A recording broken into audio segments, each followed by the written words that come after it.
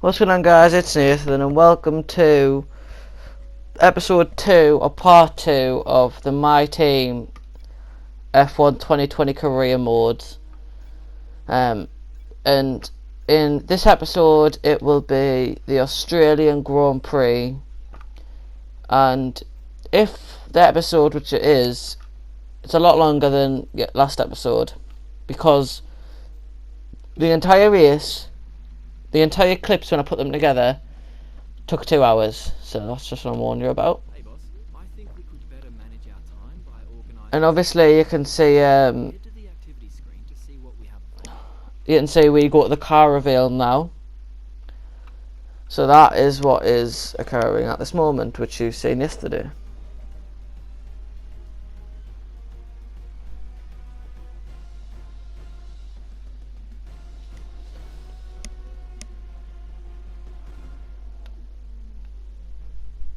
So obviously that is the car that you've seen before. And now let's head straight to the Australian Grand Prix practice sessions, which I'll show you a few clips of. Because there wasn't that much interest in between it. So this is me doing one of the practice programs. And this is, we now go into qualifying, which, if you know what it is, it's pretty easy to understand. And this is like, I think Crofty did say something, but I can't remember what it was. So now this is our first lap of Q1, and before you see anything, the game will be a bit easy in this episode. That's why I'm upping the difficulty from 80 to 90 for next episode, because I just found it a bit too easy. So as you can see, gone through the first couple of corners pretty decent. I always run right on that corner, so you'll see that in the race quite often. So we're coming to here. This is I can't remember what corner it is, but yeah, we are currently on about 35 seconds, and we come to this trying to put the pedal down, get on the power as quick as you can. Obviously you can't use ARS, or else you would just click for the entire lap. As you can see, George Russell sets the quickest lap so far of the session, but it is the first lap of the session. So we then go through that quick chicane onto the DRS quick as we can, as obviously you can see Grosjean goes quicker. As we go through like double right-hander kind of type of thing, as Kvyat then goes quickest. So we then come round the final 2 corners, which I hate on the pad. It's okay on a wheel, on a pad it's horrible. So the run to the line, we were P15, we are now P1, quickest of the session. So this is obviously the standards from Q1, as you can see way through, but unfortunately Mick Schumacher is out. I think that's where the car actually is, but because of the difficulty it's pretty easy, for me anyway. So this is obviously our first lap in Q2. You can see DRS opening, trying to get as quick as we can down the straight. Through the first corner, running a bit wide, not ideal. Missing the apex, which I should have hit, I'm an idiot. As we then go through like the car park section, which has a stadium behind it. Don't know why, but as you can see, as I said, I do run a bit wide, but it wasn't as wide as sometimes I go. So we are coming up here, trying to get the brake on and try and get the power down as quick as possible. And if any of us are wondering, yes, I am on a controller, so if it's more like jolly, that's the reason why. As you see, Lance Stroll sets the quickest lap time of the session, but then again, first lap of the session, not much you can really do there. Vettel obviously then goes quicker. As I spin a lot on that curb, but this race, this Grand Prix, I didn't actually do it once. As you can see, like the quicker cars, like the Ferraris, which probably will get nerfed because their race. I'm recording this voiceover straight after the Hungarian Grand Prix. They were horrendous, like simply and simple. So as we go for the run to the line, We then go P3 behind the two Ferraris, which is expected, but in front of the McLaren. And now we come to the end of Q2. I just about get a lap in just in time. And I realised at this point, I went for it, but I was like, there's no point because there's P5. Only if everyone in front of me improves, I'm not going to get put out. So obviously I pushed as hard as I could. I didn't see run a bit wide there because I got on the brake too quickly, and then run pretty good there through them corners. I didn't see going green on the delta, which means you're going quicker than your last lap. I actually got purple, which is the quickest of the weekend. No, quickest this session or last session. So this is obviously me going through, about to get up to the fast speed chicane, which I do a lovely move on Verstappen late. Was it Verstappen? I can't remember which one it was. Later in the race. Well, in the race. One of my favourite parts of the track because it's just so slow and you take such high speeds. Obviously open the DRS. Coming through the corner, running a bit wide. As you can see then that'll lose us a bit of time in the delta. But then I make up, I think, a huge amount of time through these last two corners, but I then do go into red. I made up a lot through the second last corner, but then just lost it all, so not much I could really do. But we do end up coming P5 and getting through to the final qualifying session on the first ever Grand Prix weekend. So this is the first run and final run I did in Q3 because I only had one set of softs left. So I just tried to go all out on this one lap. Didn't really expect much because I pushed really hard to get to this position. So I expected to come bottom of the top 10. So I think this is the one of better times. I actually did take this corner, but I just didn't take it with enough speed at all. So then coming around, like obviously I've seen this so many times, but it's just the same thing. Me going around trying to be as quick as I can just to try and get anywhere close. Obviously you can see I'm 10th because I didn't set a lap time yet. And obviously I think the first sector I go green or red. Oh no, I didn't because I didn't set it up before. I got 50 points. Yeah, I was behind the leader. Only by like a few tenths though, so it was actually pretty decent. So obviously coming through the last like double right-hander. Then through the final little like bus stop chicane type thing. And then on to, as I get a challenge to complete, which is 10 miles, I don't know what that was. As we run to the line and get P9, which I kind of expected, I didn't expect much from the laps. So, I see if I could go quicker, but then I just like backed off. So this is then the strategy that I was going to go for. I was debating on whether I go with 1 stop or 2 stop. I ended up going with a 2 stop and changing one of the pit stops by 1 lap. I went very aggressive, trying to just be as quick as I can, for as long as I can, and be able to push the entire race. I was going to go 2 softs medium, which I don't think I tried out, but so I just tried it, thinking might as well try and go aggressive with all like the pit stop. See, look, me, I like just changing it a bit. First stint of the medium's a bit like shorter, like 1 lap shorter, as we then go to the race. So obviously the lights are coming on, 5 red lights, and away we go. I get a lovely launch, try to go on the outside sides, have to run on the grass,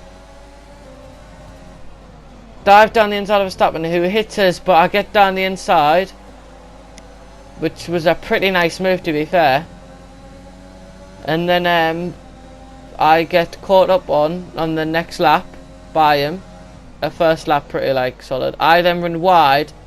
Verstappen tries to go down the inside, but he fails. Then I'll go 3 abreast with me, Lewis and Verstappen. As Albon tries to get on the 3, I just defend them off as best I could for as long as I could. So this is on to the next. Yeah, this is the next lap. My brain went dead there, so obviously this is the next lap when Hamilton has got past Verstappen, which I've been able to miss.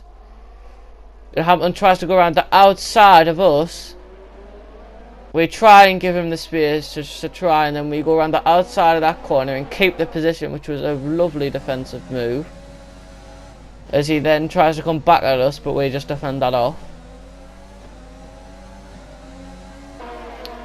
As you can see, we then go wide through that. Hamilton gets a great launch. Goes down the inside, I leave him the space, maybe should have been a bit rougher, but I still get back, but then the Mercedes has got us in a straight line because of the pace that they have. So that then happened, and then at the end of the lap, Verstappen tries to go around the outside of us, inside of us I mean, and he almost gets it done. We fight back as hard as we can, push him wide a bit, and then we go 3 abreast with Sainz, Verstappen and myself as we hold the train up. So as we go further on into the race, I made a mistake and Verstappen got past us, which is stupid of me. And Sainz tries to go around the outside of us, but we defend that off pretty well. As we go a bit further onto the lap, as we come through the final 2 corners, Verstappen obviously just pulls away because he's in a much quicker car than mine, Robert's racing car. As you can see, we're a bit wide and Sainz just gets us down the straight, piece of cake.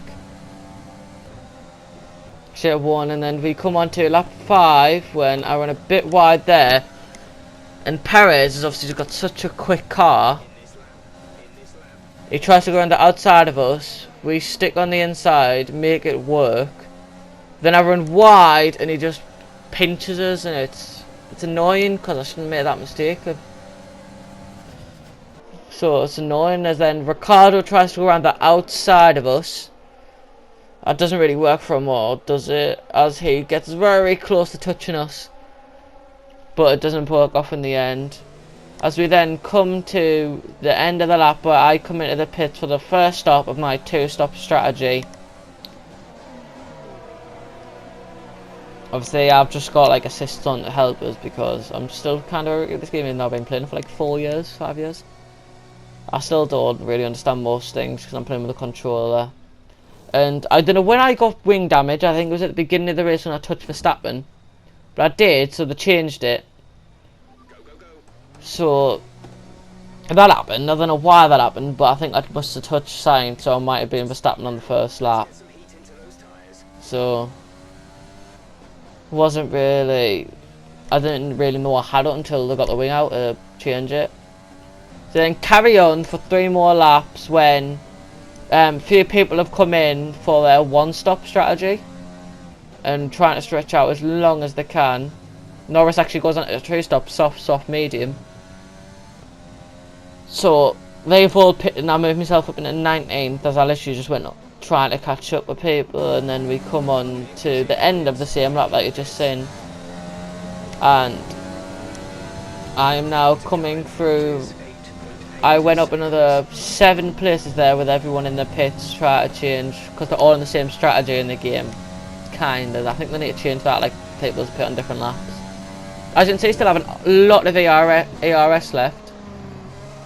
Because I don't really need to use it, because I'm not really trying to overtake anyone, but I should have, because when we come on to lap 15, Norris is closing up really well on us. I try to push him wide, and I just defend that pretty well. And then Nick Latifi goes out of the session, and this is the reason why.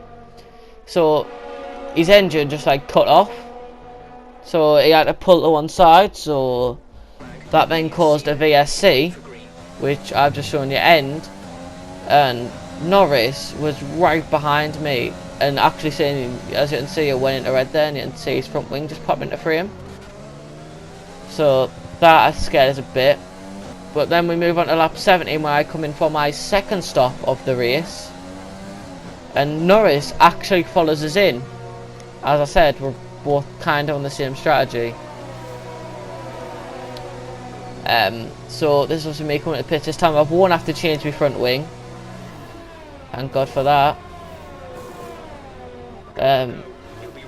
So obviously at least Norris did not jump us in the pit, or else I was never catching him. This used to be a case of me holding him up. Then when I came out, Mick Schumacher, the teammate, actually got in front of Norris but lost the position quite quickly. I didn't catch it though, so I run a bit wide there when I'm trying to catch up to Grosjean and just pushing these tyres to the limit. As you can see, like, it's a lap later, and I've caught up pretty well to them. See, DRS and ERS and in rich mix, it's actually a pretty simple pass, but he makes up a bit of a scrap about it. So we then go further on, and it's side by side all the way down to turn 3/4, depending if you count that kink as one. We try to go around the outside and pull it off. Lovely. So now, skipping ahead a lap, I've now caught up to Russell, who's in a much slower Williams, because I've got fresh tyres, loads of I've got DRS and overtake on the ERS, so pretty simple overtake, just going through the inside of him after that quick fast chicane. As we then fast forward 2 laps, we're right on the back of Magnussen. Obviously he has to take a bit more cautious because he's on older tyres compared to my fresh mediums. As we dive down the inside of him with the double right-hander, which I liked as a good move.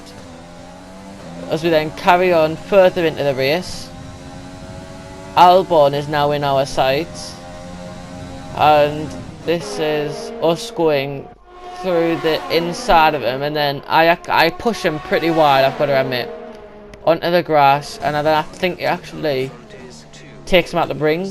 As you can see, Sergio Perez has then just come out the race because his engine just blew up. So that's another easy spot for our team. As you can see, then we have Raikkonen just up ahead, just trying to close as much as we can. Ricardo, I mean, not Raikkonen's ahead of him, but it's Ricardo as well. And then as we come down this, Ricardo then locks up into that corner. So I find it easy to dive down, and I did. As we then are now just trying to catch up to Raikkonen, which we do the lap later when we get a lot closer down the main straight.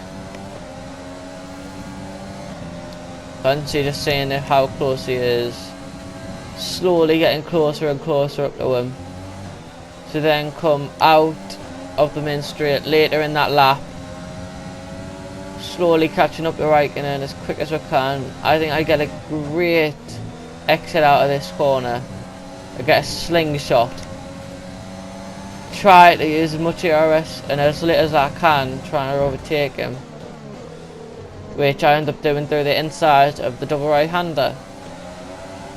So this is me then just trying to, Jeff telling us that the tyres are good, even though I felt like I knew that they would be going off if I couldn't turn into the corner. So carrying on later in the race, as you can see, Bottas has actually won, and we're trying our hardest to catch up with Giovinazzi, maybe to make a last lap dying overtake at the depth just to get 11th place. We obviously, through the double right-hander, we carry a lot more speed, so you get right up the back of him. Yeah, right up the back of him and everything. So that then happened.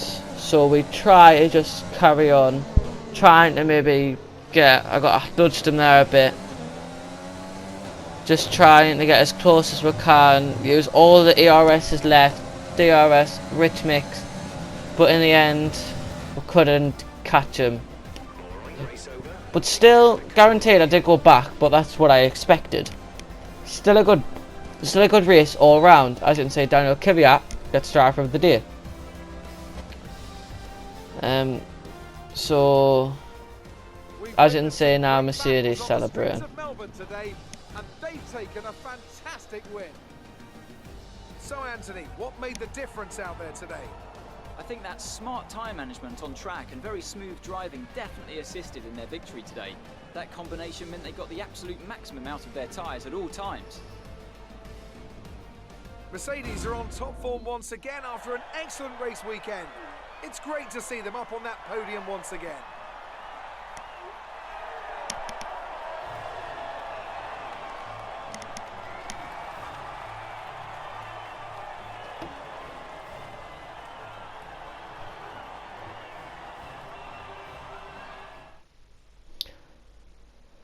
So now, passing forward into the race, at the end of the race I mean, as you can see, the team acclaim has gone up, which is a pretty good thing. I did get a damage reduction of money because of obviously the front wing damage that was then caused. As you can see, then just going back to headquarters.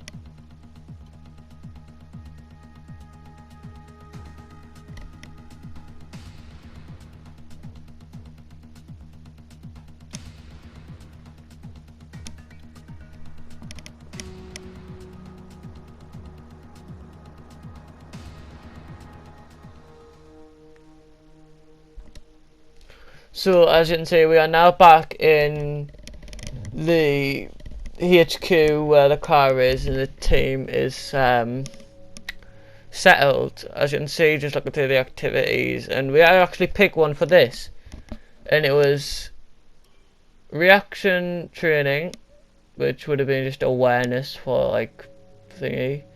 Driver promotion filming, which would have been like up for the driver. The aero team building, which would have helped the aerodynamics, and the sponsor event, which would have helped the team but would have cost us the same amount as doing something for the car. So in the end I went for the sponsor event just to get the team up a bit. So that would be the end of episode 2 of My Team Career Mode, and I'll see you in the next one. Peace.